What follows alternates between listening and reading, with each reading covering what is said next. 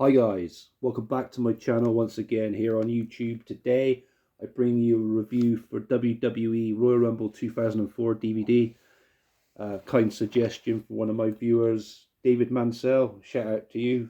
Thank you for suggesting this one to me, and I really appreciate it. So this is referred to as the Forgotten Royal Rumble by some, because of the winner, basically, which we'll go into shortly. Yeah, it's been a while since I'd watched this, so in a way I was kind of excited to watch it, and obviously I put all the negativity about what surrounds this Royal Rumble in particular to the back of my mind, and I just focused on all the positive stuff. I went into this just treating it like your standard wrestling pay-per-view.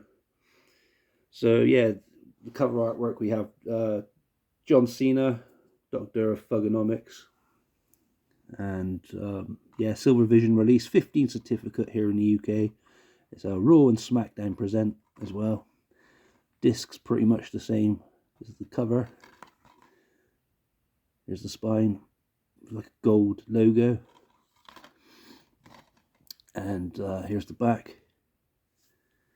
Yeah, sorry, my filming location's different. I wanted to do this in my regular place that you guys are used to me filming in, but because of my health issues at the moment, I'm unable to get to the room because it requires me going up another flight of stairs to film in that particular room.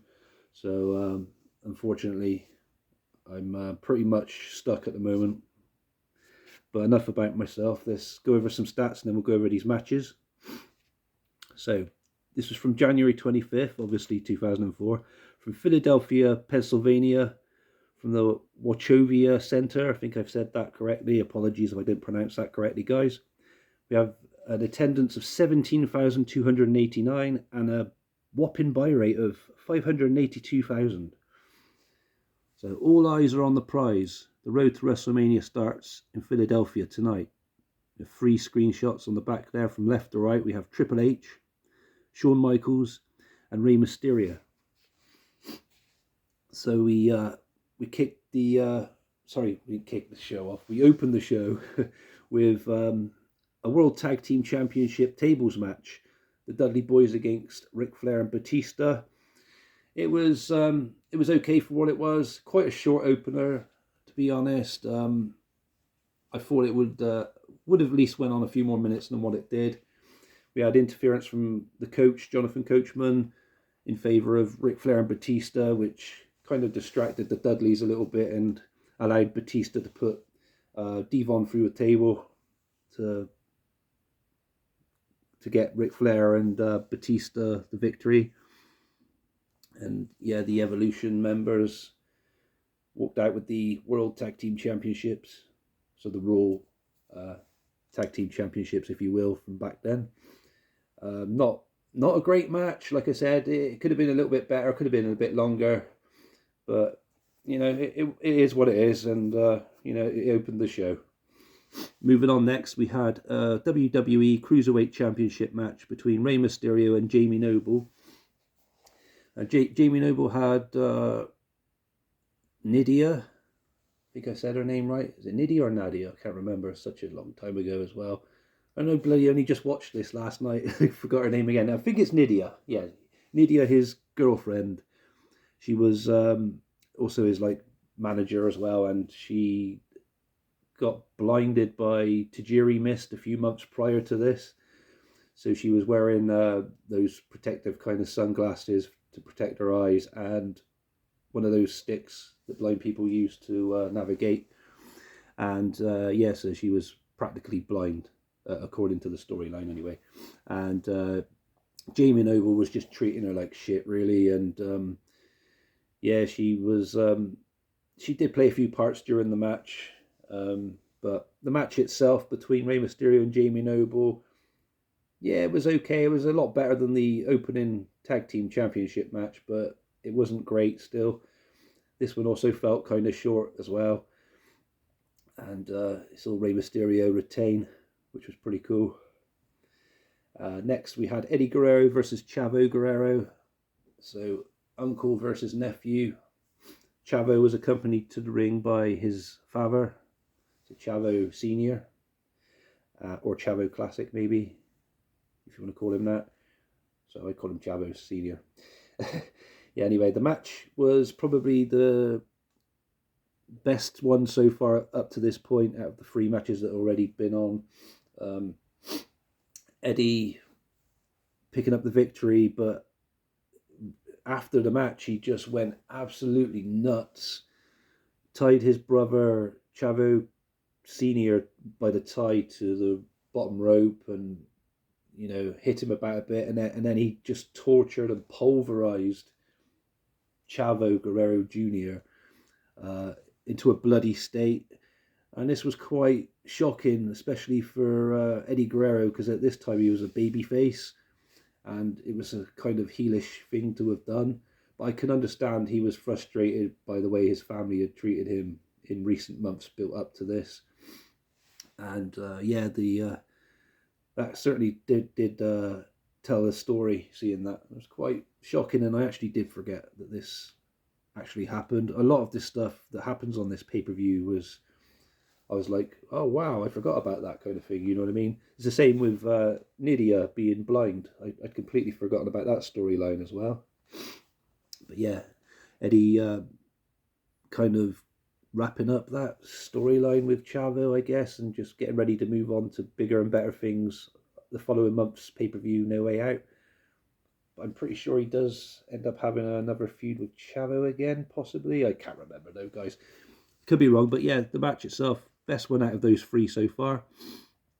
Then we get to the World Heavyweight Championship match. No, sorry, beg your pardon. We got the Brock Lesnar versus Hardcore Holly for the WWE Championship match to talk about first. So, very strange one, this. Hardcore Holly, no disrespect to him. I like him as a wrestler. Definitely one of the best in the hardcore division back in the day. Him being in a WWE Championship match on pay-per-view just seemed very strange at this point, but the reason behind it was Brock Lesnar had actually broken his neck on an episode of SmackDown in the fall of 2002, which sidelined Hardcore Holly for about a year or so. And they had like a bit of a confrontation, I guess, the months building up to this. One in particular was at Survivor Series from 2003. And this was quite a good match, I guess. I felt that Hardcore Holly should have given more, offense to Brock Lesnar, considering that he'd sidelined him for such a long time. And yeah, it just seemed like Hardcore Holly could have given more to the match. That's just my opinion, though. He wasn't ever going to win the WWE Championship, especially here. No offense to Hardcore Holly, but it just wasn't going to happen.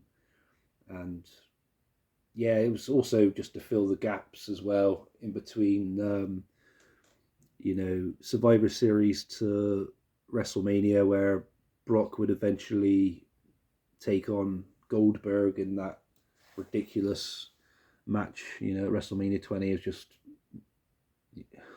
We'll go into that another time, but yeah, with Stone Cold as the special guest ref. But yeah, that wasn't as good as the Guerrero's match, but it is what it is. It took place, it happened, and yeah, moving on. We had the World Heavyweight Championship on the line.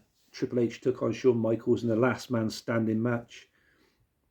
This one, I can remember in my mind it was very good and very brutal, but I completely forgot about the outcome, because I was pretty certain that Triple H won this one, but that wasn't the case. Very, very brutal, bloody battle between them both. Very entertaining match, but let down by the very shit finish. So a double 10 count for both men. Both Triple H and Shawn Michaels didn't make it to their feet before the count of 10, and it ended in a draw. That kind of felt like we'd been robbed. You know what I mean? And the fans in attendance seemed like they were robbed as well. They were shocked and disgusted by it, booing and everything. And who could blame them? You know what I mean? It was just very, very piss poor finish to what could have been, a good ending to a great match. That one was my favourite match up to this point, but I'd probably go back to the Guerreros match now, beating that one, trumping that one as a better match, only because of that shady finish, you know what I mean? It was just, we were robbed as fans, I think, for that one, unfortunately. But it was a good match, apart from the shit finish. And I think, from what I've read, the matches had been the other matches on the card had been shortened so that match could go longer, and that kind of explained that. But that was a shame, really, because like I said, that opening match between the Dudleys and Evolution members Ric Flair and Batista for the World Tag Team Championship could have went on, that little bit longer, and got the crowd really pumped for the show. But it doesn't matter. Next, we go on to the Royal Rumble match itself. 15 Raw and 15 SmackDown superstars compete to get a shot at the championship at WrestleMania 20. So this was a very, very good Royal Rumble match. It had some interesting entrants for it. Back when I first watched it, when it had happened, I honestly, because I wasn't very good at predicting stuff back then either, I honestly thought Goldberg was going to probably be the winner because he had got the number 30 spot. And obviously that wasn't the case because Brock Lesnar had come in and F5'd him, and Goldberg was then eliminated. I can't remember who eliminated him now. I think it might have been Booker T.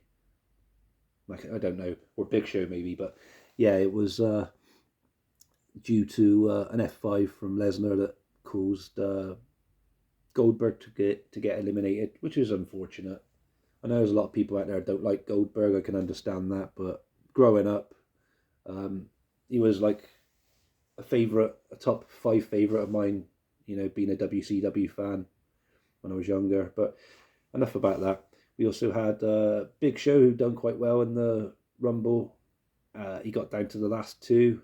Speaking of the last two, then guys, we got to talk about who drew number 1, and that was Chris Benoit.